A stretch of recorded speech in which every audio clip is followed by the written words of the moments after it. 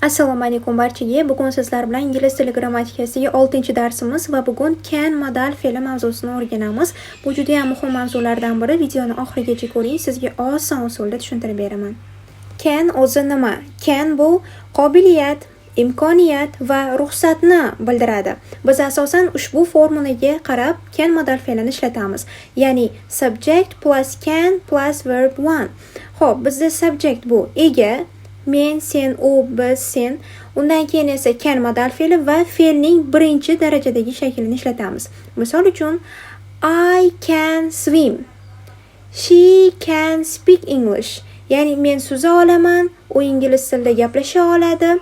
Ya'ni birinchi subject, keyin can modal fe'li va undan keyin esa fe'lning birinchi shaklini ishlatar ekanmiz. Negativ formasini biz qanday yasaymiz? Negativ formada aynan ushbu formulaga asosan yasaymiz. Ya'ni subject plus cannot, buni qisqartirib can deb aytsak ham bo'ladi, plus verb 1, ya'ni fe'lning birinchi darajadagi shakli.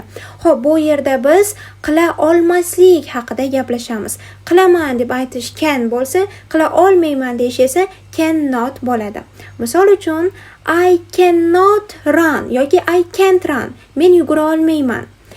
They cannot eat meat. Ular go'sht yeya olmaydi. Ya'ni bu yerda qila olmayman, qila olmaydi deyish uchun biz cannot dan foydalanar ekanmiz. Xo'p, ana endi question form. Savol berganimizda-chi? Savol berganda esa ushbu formulaga qaraymiz. Ya'ni can birinchi o'ringa chiqadi, can modal fe'li, undan keyin esa subject va undan keyin esa verb, ya'ni fe'lning birinchi darajadagi shaklini ishlatamiz.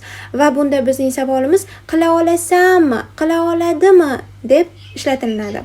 Misol uchun can you run fast? Tez yugura olasanmi? Ya'ni can birinchi o'ringa chiqyapti, e'tibor bering. Yoki bo'lmasam can she drink hot water? U issiq suv icha oladimi?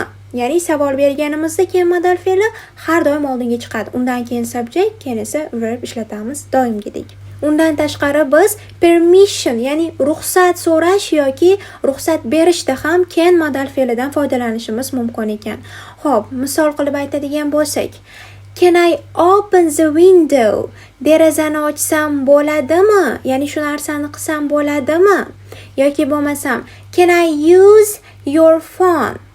Telefoningizdan foydalansam bo'ladimi? Ya'ni biz ruxsat so'rayapmiz. Shuning uchun ham can dan foydalansak bo'lar ekan. Can oldinga chiqadi.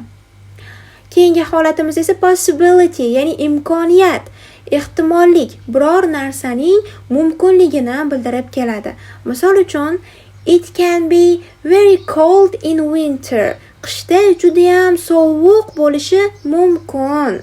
Yoki bo'lmasam learning English can change your life. Ingliz tili o'rganish sening hayotingni o'zgartirishi mumkin, ya'ni qila oladi, mumkin deb tarjima qilinadi. Bu gapda can modal fe'li ishlatadigan bo'lsak, imkoniyatni bildiradi. Va bizda common mistakes bor, ko'pchilik qiladigan xato. Ular aytishadiki I can't to swim. Yo'q, bu juda ham katta xato. Can dan keyin hech qanaqasiga to ishlatmaymiz. Can har doim o'zi keladi. Formulani bilasiz, I can swim bu to'g'ri. Subject, ya'ni ega, undan keyin can modal fe'li, keyin esa fe'l bo'ldi. Bizga hech qanaqa to kerak emas. Buni yodingizda saqlab qo'yishingiz kerak. Ana endi mavzu tushunarli bo'lgan bo'lsa, what can you do very well? Write your answers in the comments. Siz nimani juda ham yaxshi qila olasiz? Javoblaringizni izohlarda yozib qoldiring. Hammanikini o'qiyman va undan tashqari o'rganishni istagan mavzuyingizni ham kommentariyada yozib qoldiring. Video foydali bo'lgan bo'lsa like bosib, sahifamga obuna bo'lib kuzatib borish esingizdan chiqmasin.